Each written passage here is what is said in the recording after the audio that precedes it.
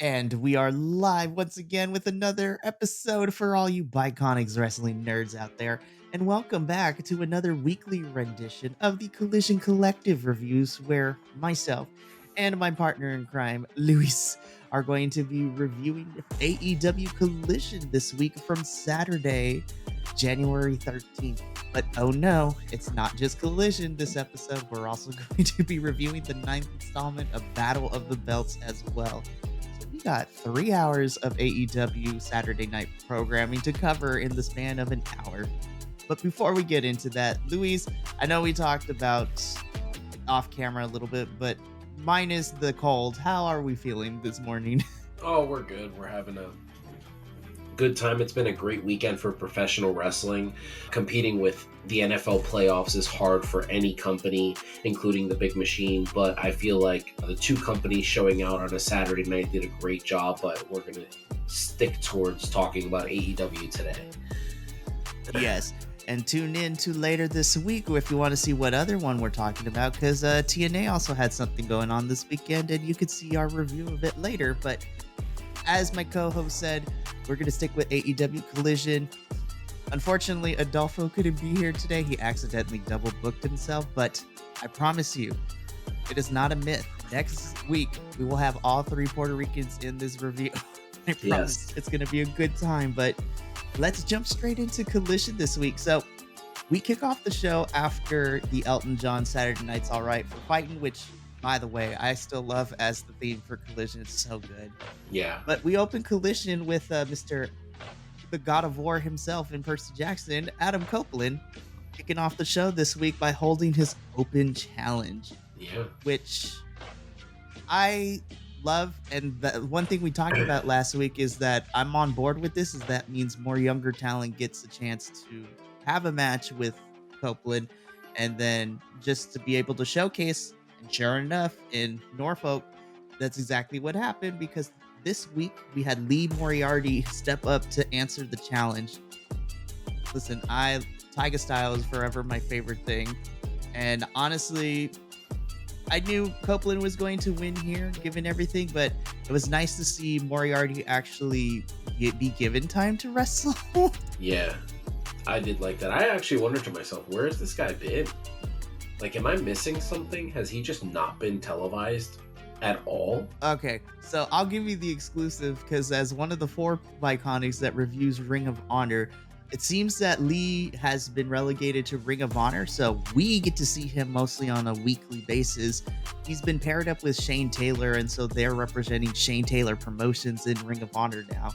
Oh. But it was weird, because I remember Moriarty being such a staple on AEW, and then for a while I was like, where'd he go? And then, oh look, he's popping up in Ring of Honor. So we still get to see him on Ring of Honor, but yeah, it's been a while since he's been on AEW television. Yeah, it was pretty cool. Props to Percy Jackson's Aries, because I watched that episode this week and he was phenomenal. Even his diner scene where he was laughing hysterically, maniacally, I thought that was great. But we're talking about pro wrestling now. It's just unfortunate the company he works for didn't want to promote that, which is weird. But he comes out, he does the classic, I'm the old pro, I'm the veteran, let me get somebody out here, let's get some shine on some people. And I know there's going to be a lot of people out there that have negative comments to say, because Jericho did this early on in AEW and people didn't take to it too well.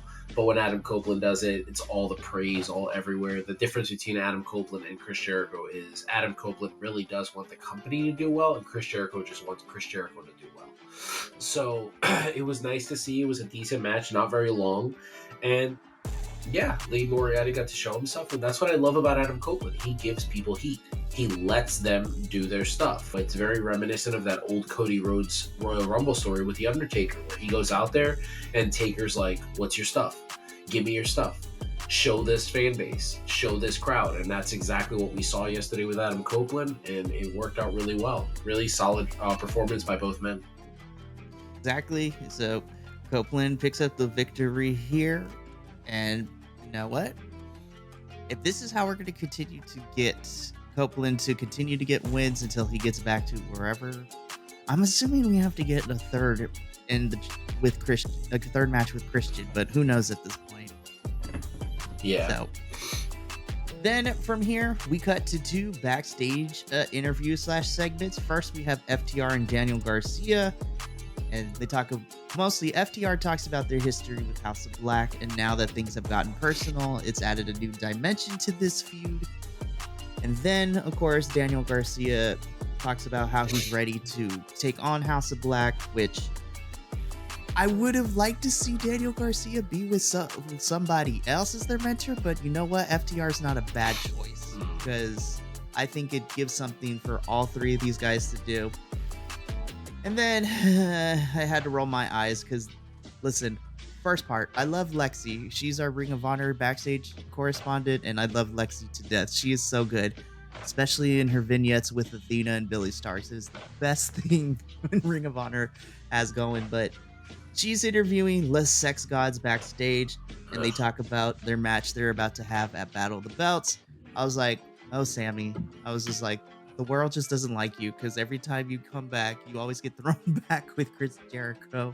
And I don't understand why, even when you made it known on national television during the All Access show that you don't want to keep being put back with Chris Jericho because your singles momentum gets halted all the time. Yep, every single time.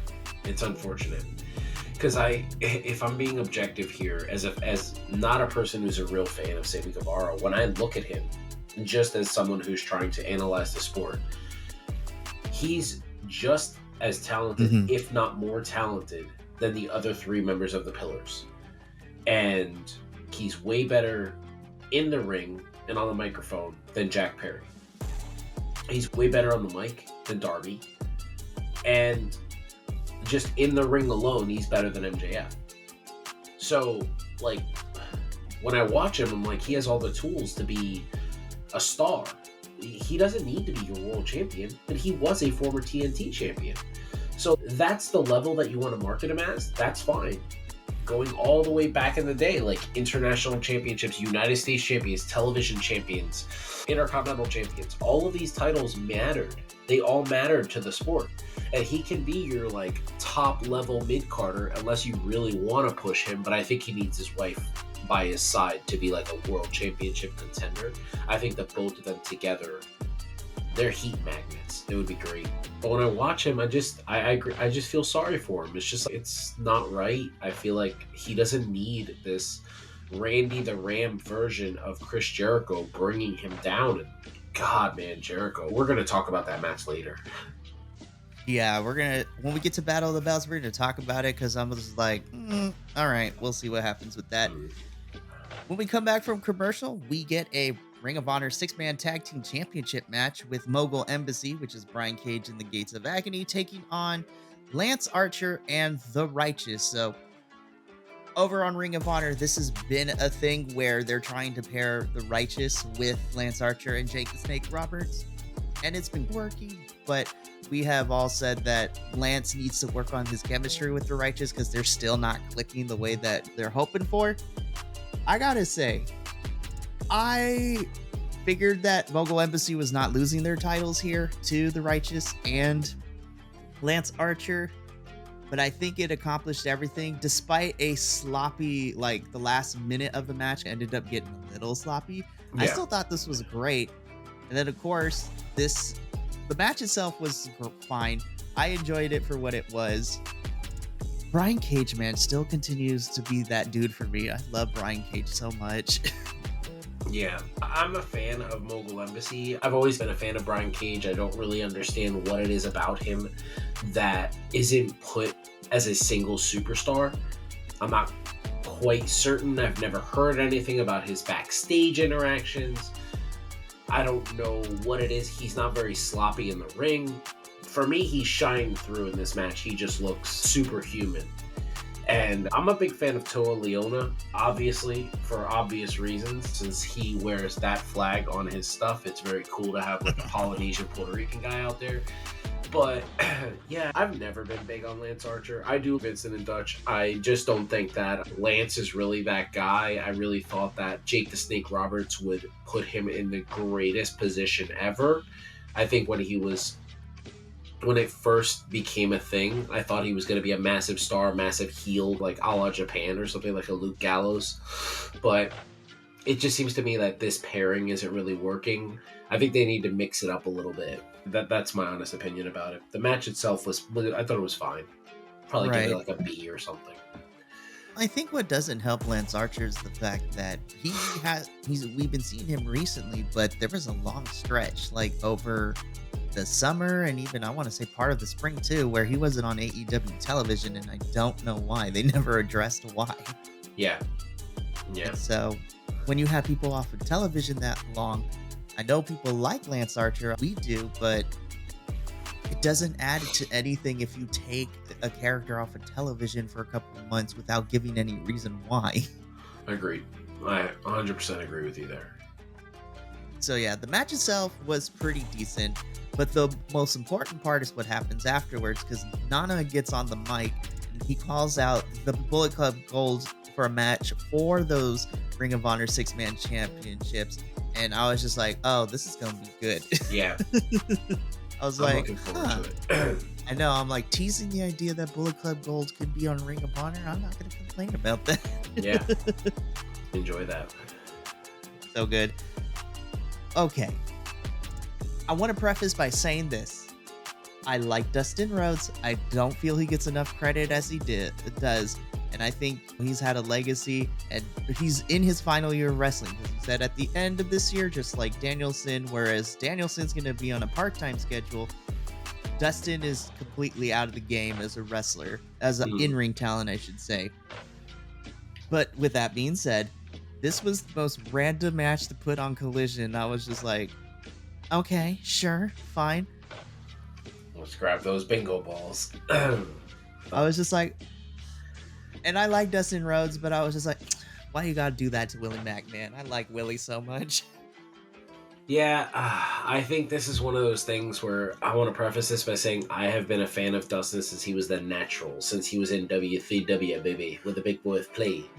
I'm a big fan of Dustin. I love his matches with Barry Darso. I'm a big fan of the King of the Road matches as well. Loved him as Goldust. I've been following his career throughout his entire career, and I think he's still solid. I think it's honestly weird that a guy his age needs to pull a Canadian Destroyer. The fact that Willie Mack took it as clean and flush as he did is great, but I think this is one of those things where Tony Khan is actually really smart here. I know, that's right. Sound the alarms. I just said a very weird sentence. But Tony Khan is really smart here by putting Dustin out in front of the fans, because he showed out at the last pay-per-view. And it was like, hey, man, you got a spotlight out there with Swerve. Maybe you can still work a little bit. Let's give you some extra matches, but not at the expense of someone like Willie Mack. And this is starting, I'm not going to say any crazy things on here, but I just want to lead people in a direction. Why does this always happen to guys like Shane Taylor? Why does this always happen to guys like Swerve Strickland, Willie Mack? We're starting to see a common theme, right? Keith Lee. We're starting to see a common theme here where a specific type of wrestler goes out there and jobs to an old grizzled veteran instead of being pushed forward. And it's starting to really... I'm not going to be the only person that notices something like this, right? No, and you know what? I'll say it because we talked about this on Dynamite when we had the bounty hunter be jobbed out to Roderick Strong on Dynamite. I was just like, what are we doing with Brian Keith? It makes me mad. But yeah, luchadors and then African American talents are being weirdly squashed, and they're always constantly losing. And you're right. And Keith has such a great character. So what is it? What else do you need to do, man? I'm like, keep Brian Keith in Ring of Honor, please. At least there, Ring of Honor does a better job because I trust Stokely, Jerry Lynn, and Maria Kanellis, the three people that are in charge of Ring of Honor down there, to do what needs to be done and book these people correctly. It frustrates me, but again, I like Dustin, but not at the cost of Willie Mack. Dustin wins here. Then we continue with Dustin a little bit because Renee is backstage with him, and then the patriarchy walks up. Christian Cage is a menace, and I'm here for this. Anytime Christian Cage speaks, I'm like, this is the best mic work that anybody can ever hope for in this day and age, and no one comes close to Christian Cage right now for me. Agreed.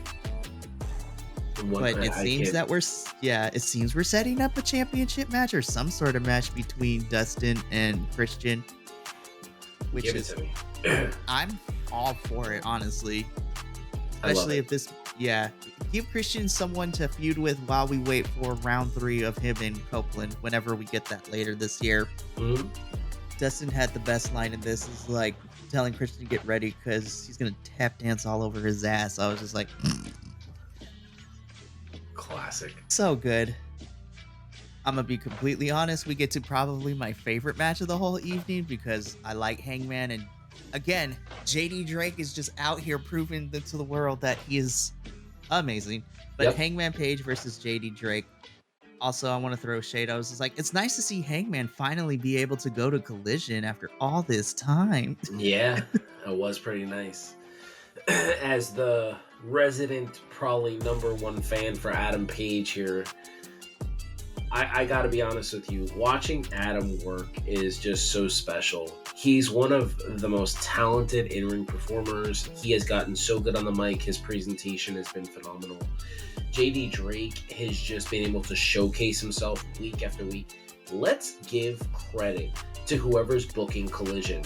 I believe it's a combination of people, but I don't believe Tony's in it. But this is back-to-back weeks where either one or both members of the Workhorsemen have been able to go out there and show out for the fans, and this is a great way to do it. This match was pretty shorter than I expected. I agree with you, probably my match of the night out of all 3 hours.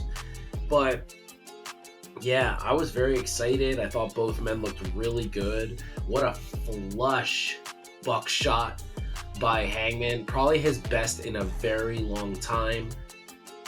Yeah, it was definitely a physical match, super entertaining. Definitely would like to see Hangman wrestle the other member next week. That would be cool. Honestly. And I still pop so hard for JD's moonsault. Yes. So good to watch. Hangman is just one of those wrestlers in ring and out of ring. He's been, since AEW's inception, he's been the consistency for me. I was like, you can't just hate the guy. There's nothing I can find with his in-ring ability, his character work, or even just the way he conducts himself in the company. I can't hate you. You're just that dude. Yeah. You're good. I was so happy, though, for this next match because we get the in-ring debut for my girl, Deonna Purrazzo, taking on one of my other favorites since coming back from injury a couple months ago, Red Velvet. I'm so happy they let Deonna keep the Virtuosa, gimmick, because I think it's so good, so regal. Of course, once again, TNA's a good job of letting wrestlers keep their gimmicks when they go to other companies, which is beautiful. Again, was I expecting like a slobber knocker? No, because Deonna and Red Velvet are different styles of wrestling, but man, these women showed out though. This was so much fun. Pretty good movement during their match. I thought was really good. They had a really nice segment there where they like popped up and the crowd gave them applause.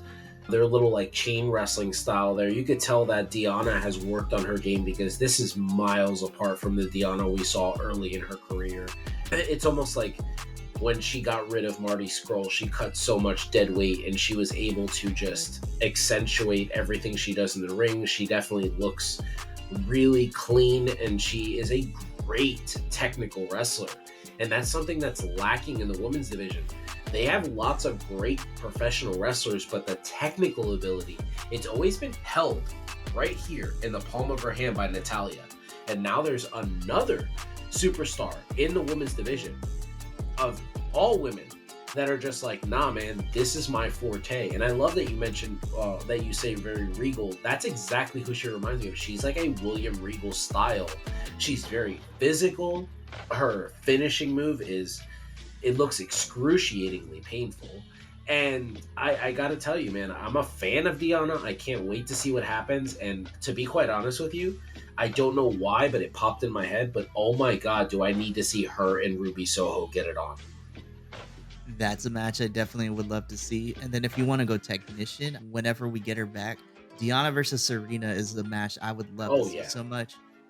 And honestly, I would like to see a rematch because they weren't given enough time and the promotion for it really made me upset. But I want a redo of her versus Mercedes Martinez because that match was so good, but the crowd was so dead because AEW once again did no justice to promote who Mercedes was or Deonna too, because that's when Mercedes took the Ring of Honor Women's Championship off of Deonna like 2 years ago. On AEW television. I was like, Tony, you messed that up. These women are great. Yeah, it was very good. And credit to Red Velvet. Not a huge name in terms of women's wrestling, but what a great spot she was in there. And she did a really good job of showcasing herself. It was solid. I was excited. I believe we got 2 women's matches tonight, and I was happy with both of them. It was. And honestly, I like this direction we're heading with Red Velvet because she got lost in the shuffle when she was part of the baddies with Jade when Jade was in AEW, and then she got hurt, and then coming back they just been slowly pushing her.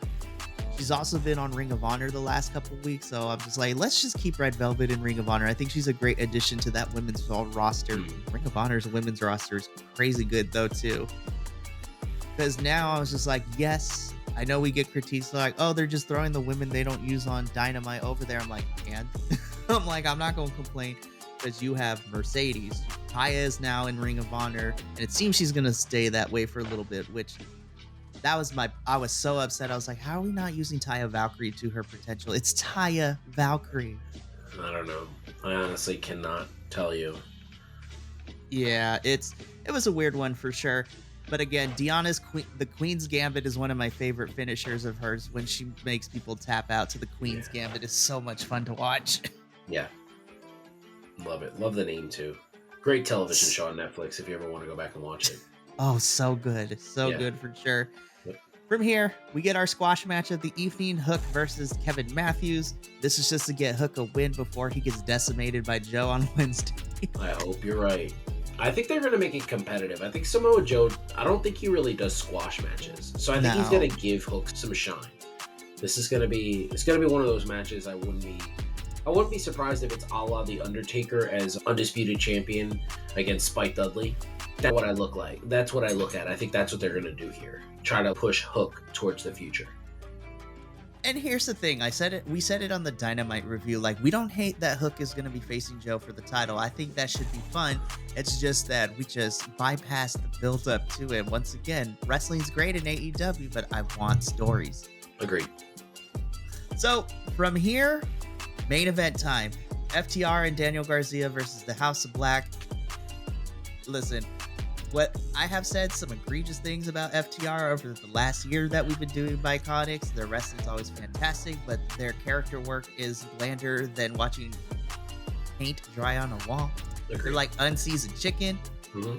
But in terms of this match, I give kudos because I was hooping and hollering through this whole thing too. Yeah, I was a fan of this. I gotta say, one of my favorite moments of the match was Daniel Garcia doing the legs crossed to Malachi. I thought that was beautiful. I love the fact that Danny has just slowly but surely been maturing in the ring. He looks so much cleaner, crisper. He looks faster, but at the same time, you could tell he's taking his time and pacing himself, so he's not trying to get everything out there in one shot. For the fact that FTR was out there with Daniel Garcia, you would think that FTR would look like the stars of the match, but I thought Danny outshined almost everybody in this match. The only person that Danny didn't outshine to me was Buddy Matthews. I thought the two of them were the stars of the match. Buddy continues to be one of these underutilized talents, one of these guys that just doesn't get the shine. From everything that I've heard about Buddy Matthews, is the only reason he's not one of the top stars in either company is because he can't talk on the mic. So if he could just cut some promos in the hotel room in front of the mirror, man, shit, do some old school stuff. Go talk to your future wife. Ask her what she does really well on the mic, because seriously, man, you are one of the most talented in-ring performers that I have ever seen. The way you sell, you could tell him and Rhea trained together because they sell very similarly. I really enjoyed this match. I thought it was a good match. I agree with you. I've said some really harsh things about Fear the Revolver, but I have to give it to them. The 6 of these men did really well. Very excited about this. But again, the stars of the match for me were definitely Danny and Buddy Matthews. 100% agree. And then, of course, the right choice for me also, House of Black winning this match because you want to continue to be dominant.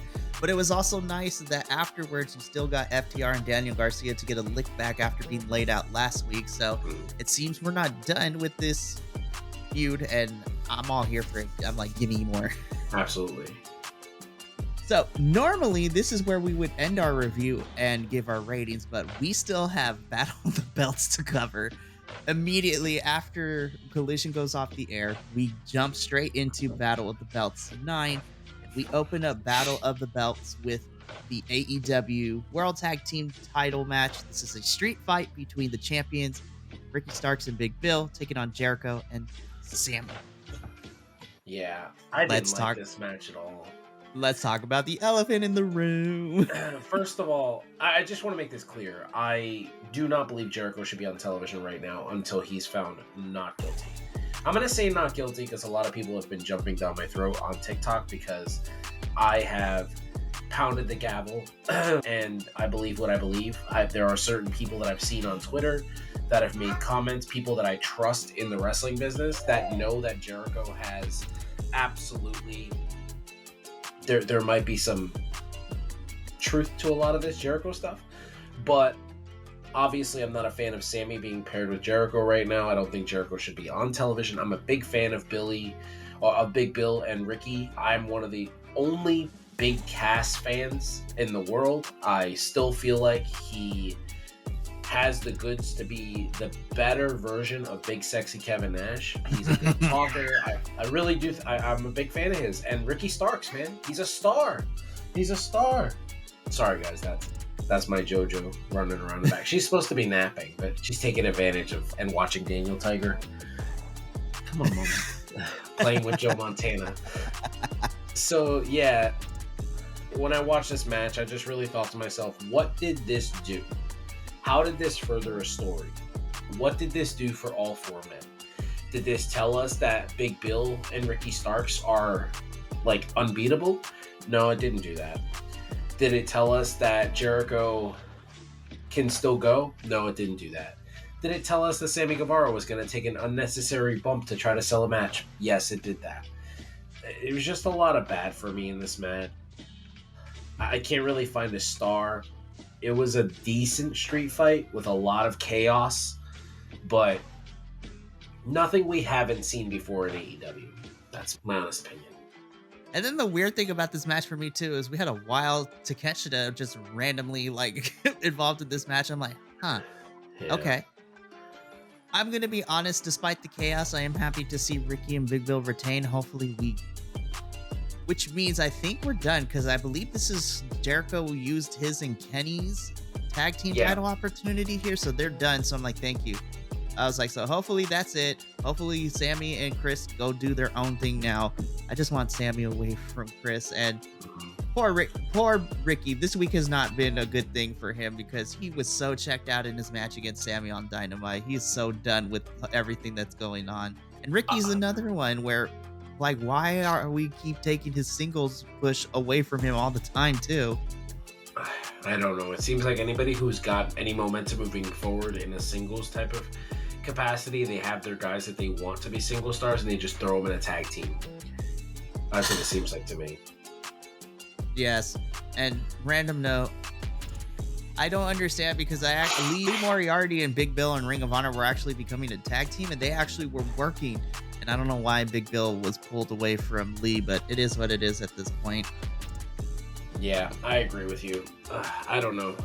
But it's very weird. But as you were talking there, for some reason, I don't know why my mind sidetracked, but I was just thinking, because of the popularity of both superstars, I think a Hook versus Sammy Guevara feud would be really good for both men. That's what I've been saying. That's what I've been saying. And that's what I said when we covered the end of the year stuff. I was like, one thing I want to see for Hook is that I feel it's time to start giving him some feuds and storylines to be involved in, because hanging out with best friends is cool and all, and the short-lived Hookhausen tag team was a thing of beauty. I wish that we still got more of Hookhausen. Who knows? Maybe we will. But I think you need to start giving Hook and some of your other mid-card, I hate to say it like that, but mid-card talent like that, some feuds and storylines. It doesn't need to be for a championship.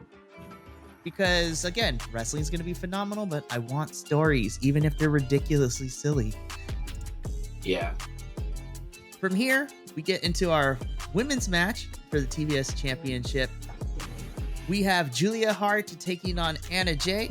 So, this match came about because on Dynamite this past Wednesday, we had an 8-woman tag, which saw Chris Statlander, Willow Nightingale, Thunder Rosa, and Anna Jay taking on Ruby Soho, Saraya, Sky Blue, and Julia Hart. And so Anna Jay ended up getting the pin in that match, and so therefore they're like, hey, let's give her a title shot. So I'm like, okay, cool.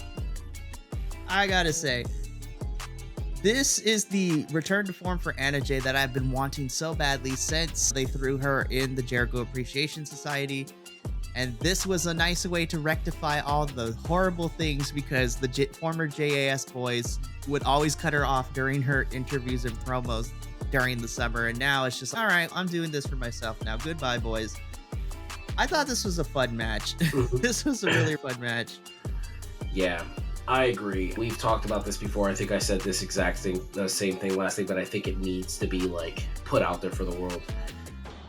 To go from a cheerleader to the standout member of House of Black. She's the matriarch. I just think, I can't believe how far she's come in such a little time. I know people hate comparisons, but I love doing them, especially in professional wrestling. That's what we do. I really see a lot of Alexa Bliss in her, and I don't look at it like, when I look at the Young Bucks, I see a team that tries to be like the Rockers, but just aren't the Rockers. When I look at Julia Hart, I see someone who is trying to reach the levels of Alexa Bliss, and she's almost there. That's exactly what I see. She is so talented. She might be the up-and-coming star of 2023. The complete change that she did in her character. Anna Jay, one of the most underrated performers in the business. I believe that people look at Anna Jay and they're like, oh, she's all looks. She's out there for looks. But what I think that Anna Jay does really well is she reminds people like, hey man, I can go with anybody. And she's very special. I like this match. I love the story of it. I definitely wish we could have gotten maybe like a 20-minute match. I think these two could have definitely gone 20 minutes. But I'm very excited for the future of Anna Jay. I think Julia Hart is going to continue to move forward. From what I'm seeing here, and you can give me your opinion if you want, I think they want Julia Hart to eclipse Jade in terms of the greatest TBS champion ever. Like, you could just tell with the way she's being presented. She looks great. I really hope that they keep her and Sky Blue together for a long amount of time, because I don't want this to end anytime soon. I think this is just getting started. And I can see her feuding in a couple months with somebody like Deonna Purrazzo, and for it to just be really helpful to her, or with Serena Deeb's new character. Yes. Being like the Harley Quinn, like the Joker, whatever she's going to be coming back as, like the Insane Asylum person, and then having those two stories mesh well together. Julia Hart is a star, and if AEW is not careful, even Mercedes Varnado coming into the company is not going to eclipse what Julia Hart is going to be. This is going to be the second time where Mercedes is in a company where she's not going to be the biggest star. So I'm excited. I think it's going to be good. And keep Julia happy, because if she goes to WWE and they're watching her go through all of this stuff, Jesus Christ, can you imagine her and Alexa Bliss in the future? This girl's got the goods, man. If Julia ever went to WWE, the two matches I would love to see is obviously that one. That's my number one, Alexa versus Julia. Mhm. But in a weird way too, I like to see Julia versus Nikki Cross as well. Oh, Like, my God, don't even get me started, because I'll jump on my Nikki Cross soapbox right now, because I'm such a fan and I feel like she gets unnecessary hate by the masses. I totally. And honestly, for me personally, she's also part of one of my favorite wrestling couples because her husband Killian Dane is funny as hell, and I Yeah. love him so much. And I'm just like, how? It's what? Fine, I guess. And it's weird. It's really It's really weird to see Sanity reunite in Progress Wrestling. I was just wow. I was like, we could have had this in WWE, but they fumbled the bag on that one. Agreed. Before we get into our main event, we're continuing this Jeff Jarrett, Jay Lethal. They're fighting each other. They're bickering. We're seeing the breakdown. And this is what I've been saying since Jay Lethal became a part of this little Jeff Jarrett faction. I'm like, get Jay Lethal away from this. He's too good. He's too good to be a part of this, but who knows? I did. And of course, the comedy bit, Satnam Singh accidentally squirts food in Lethal's face as they're fighting and whatnot. Hopefully, this culminates into a feud, and then Jay Lethal can walk away and go on to be his. I want Jay Lethal and Mark Briscoe, not as a tag team, but I want them to be like, hey, what's up, guys? Because, Yeah. yeah, so we'll go from there. I gotta be honest with you, though. I have been really impressed with Jeff Jarrett still being able to go at this age. Oh, for sure. And he is the king of advertised matches. Though I will admit, we all can agree that Texas Chainsaw Massacre death match thing, that was the worst match of the year for me. I was just Absolutely. like, camera work, it was so most bad. Most of those matches do really poorly. I mean, even if you go back to the Mountain Dew Blackout match, like, some of those matches just don't do well. It's very hard. I think the best would be the Battle Royal LA Knight one. That was probably the best promotional match we've gotten in a long time. But when I watch Jeff Jarrett, I'm amazed. I just don't have anything negative to say about his in-ring performance. When I watch these older guys work, I feel like guys like Jeff Jarrett and Sting have done a really good job of protecting themselves in terms of in the ring. You know what it reminds me of? Remember that WrestleMania match where Jericho wrestled the Legends? Mm-hmm. And everybody came out of that match being like, holy shit, Ricky the Dragon Steamboat can still go. Remember? And then he got the one-on-one match at the next pay-per-view. That's what I see in Jarrett. Obviously, I would like to see him and Jay Lethal kind of together, be like this TNA, let's go be successful over here, even though we're not a part of TNA anymore. I think that would be really good. And last thing I'll say on Jeff Jarrett, I got to give him props because he is still in tremendous shape for his age too. I was just like, I can grate cheese on those abs. Yeah, 100%. It's ridiculous. From here, main event time for the AEW International Championship. Orange Cassidy defending his title against Preston Vance. I have a love-hate relationship with this match. I'm so happy to finally see Preston actually wrestle, because outside of being part of the entourage for LFI with Roosh and them, it was so nice to see him wrestle. My only biggest problem I had with this match is the fact that we're probably not going to see him wrestle for a while again after this. And again, to coin the term that you have come up with, which we should make a t-shirt out of it, bingo ball booking. Yeah. I think I've said this and it's come off as hyperbolic in the past. I've called Swerve Strickland the top guy in AEW. I've called Hangman Page the top guy in AEW. I think it needs to be known that, and John Moxley, I think it needs to be known that we all need to slowly take our hands out and put them in our side pockets, because Orange Cassidy is that dude. When was the last time he had a bad match? I honestly challenge anyone to tell. It does not matter who this guy works. I look at this match as, I would give it more if I knew anything else about Preston Vance. Like, if I knew of his skill set, of his in-ring performance, like if I knew, this is the style he works, this is perfect for this type of match. Because guys, that does make sense.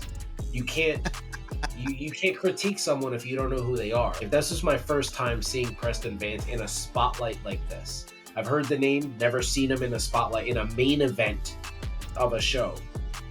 And You're right. But I've seen Orange Cassidy plenty of times, and I can tell you, man, I think Orange Cassidy works in any company across the globe. This character is perfect. It works really well for him. You can tell it's a decade of him working. I'm excited. Not excited that this ended with him and a Roddy stare down, because I've just never been a big guy. But so we'll talk about all this in sequential order. So number one, I totally agree with you with Preston. I'm more familiar with Preston because obviously he was 10 in the Dark Order, so we still got to see him that. But since he took off the mask and then he went and joined LFI, like he's been in like trios matches with the group, but he hasn't really had a singles match in what I can assume is forever. And it made me mad because I was just like, I know what Preston can do, and he's impressive. He's great. But again, we don't get to see that because he's not wrestling consistently on AEW television. Agreed. I was just send it up. If you're going to, I don't want to say break up the group, but have the different members go to different shows. Like, I was like, where has Drylistico been? Like, that's another thing too. Preston hasn't wrestled. Drylistico hasn't wrestled. Roosh has been the only one. He was in the Continental Classic.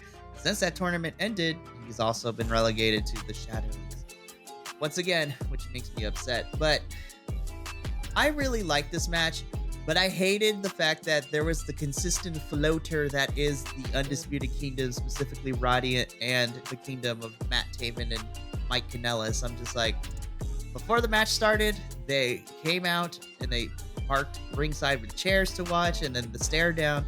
I know that Adam Cole said that they're coming for the gold, so Roddy's gonna go after Orange Cassidy, which I think wrestling wise, I think is gonna be great. But yeah. I feel that you didn't need to have the stare down happen on Battle of the Belts. Not to say that it's not important, but I would rather have a stare down maybe on Dynamite, because Battle of the Belts is optional for everybody, and unless you are an AEW diehard like some folks, or you review anything AEW like we do. But it frustrated me because I wish that we built up Preston more before this title opportunity. And yeah, the Kingdom. Yeah. I agree, but I can tell you that it definitely looked like they were having fun out there, these two guys. That was definitely something I enjoyed. Like Absolutely. I said, I really enjoyed this match. I enjoyed it. I agree with you. 1000% agree with you. It was too much for a 3-hour show. And I know that's coming, but that sounds ridiculous for someone who talks about WWE as much as I do and watches Monday Night Raw. But I really felt like this should have been something where the belt should have shined through instead of a feud. Mm-hmm. And Orange Cassidy, like that international championship, like that's going to be synonymous with Orange Cassidy his entire career. Nobody's ever made that championship matter the way he has. Mm-hmm. And I get it that they want Roddy to be like his main feud and they're going to go at it. And most likely Roddy's going to win by some kind of schmoz because it's heels versus faces. And they're trying to build this group up. But I don't know. I don't really look at Roddy as like competition for Orange Cassidy. I feel like Orange Cassidy has surpassed a guy like him. That's how I look at it. Now, obviously they have different plans in place and stuff like that, but I definitely feel like this show itself was pretty solid. But compared to the other show that was playing at the same time, I couldn't give this anything more than a 3 empanadas. Because that show was like a full 5. That was like a 6 empanada. Like I like that other show. Go watch that review tonight, guys, because as that's going on, because that show is a lot to talk about. Oh yeah, please do, and join us for the review because the trifecta of us for that review, especially when we get to tag teams, man. I don't know how we managed to do it, but we scored somebody who knows their tag teams history and everything. So so good, but. Yeah, I have to agree with you. If I'm going to combine Collision and Battle of the Belts as one singular entity out of 5, I'll give this like a 3.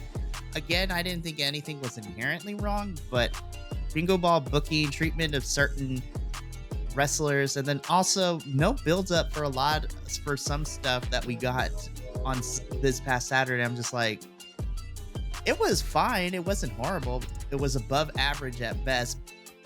But I still enjoyed Collision, and I will say this week Collision still was probably the better of the 3 shows.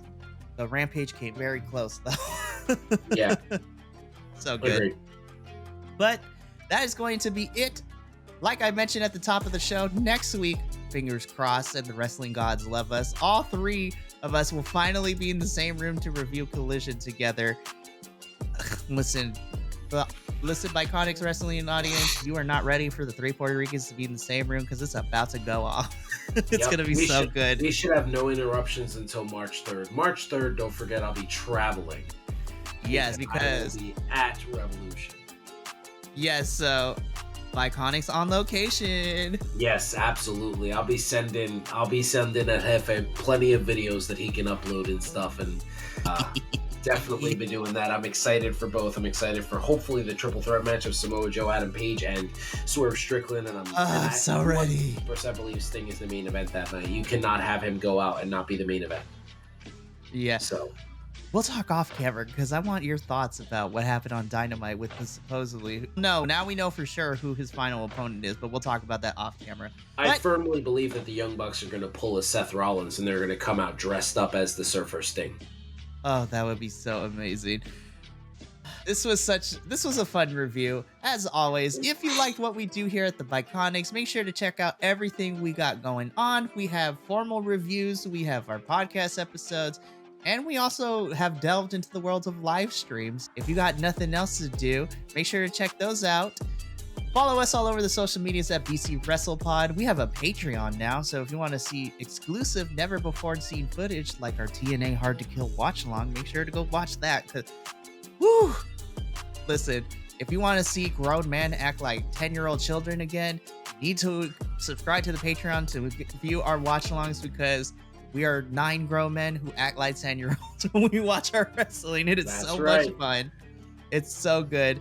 And then, of course, you can check out audio form versions of everything on the Bi-Conics Wrestling Podcast, wherever your favorite podcast network is. If you can't dedicate time to watch our beautiful faces, our voices for radio can carry you through your day. Just check us out. But for myself, Luis, and the rest of the Bi-Conics boys, remember, take care of yourself, love one another, and as always, stay Bi-Conic, you beautiful bastards. We'll see you for the next Collision review next week, but until then, ta for now.